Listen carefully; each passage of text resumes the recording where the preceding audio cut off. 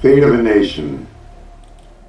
Okay, we all know that literally millions of American citizens support Trump as if he were the second coming of God. What I cannot even fathom is how these people can support a person who has never denied his crimes and only demands that as a past president, he alone within our country is 100% immune to prosecution for any crime he commits.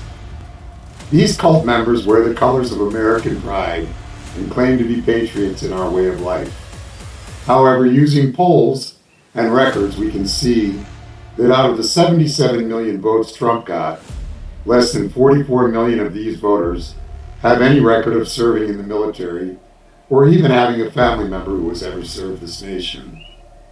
These numbers are estimates, of course, but they are revealing in the fact that for all of their veracity and anger and demands to be patriots, almost 50% of his base, just like him, have never actually put their lives or families in harm's way to preserve our democracy in any manner at all.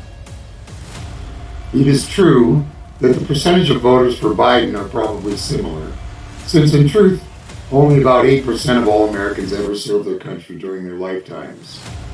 We are a nation of whiners and BS artists who demand equality and the gifts our rare democracy provides us.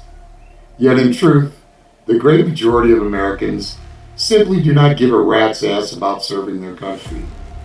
Yet for the number of people willing to set aside all things great about America's promises in order to try to set in place a man who in reality calls himself the new savior and claims to know more about the military than our most decorated generals, and openly states that he does not respect veterans who were captured in service of our values, just frightens me.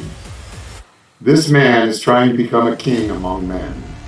He is trying to set his family of criminals and thieves into a position of being above all the rules of a democratic society, which every other citizen is held to and bound by under law.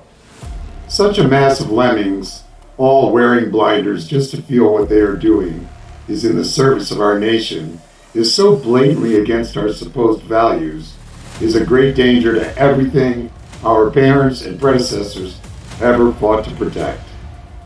Wake up, Trumpers. This battle you are fighting for will never work out to your benefit. It is meant only to secure one family and one man's benefit in the end.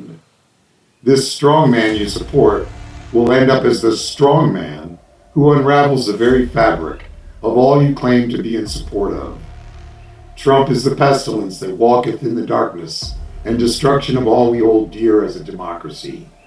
His actions are the fate of a weak-minded base under the spell and subjugation of a figure whose only goal is the tangible and material advantage to only himself. We need to band together to protect our security as a nation and to expel the dominion of a narcissistic oppressor bent on the solitary notion of setting himself above all others. We must subdue our individual prides to effect upon such a future that will subvert and reverse centuries of growth and pride in our nation.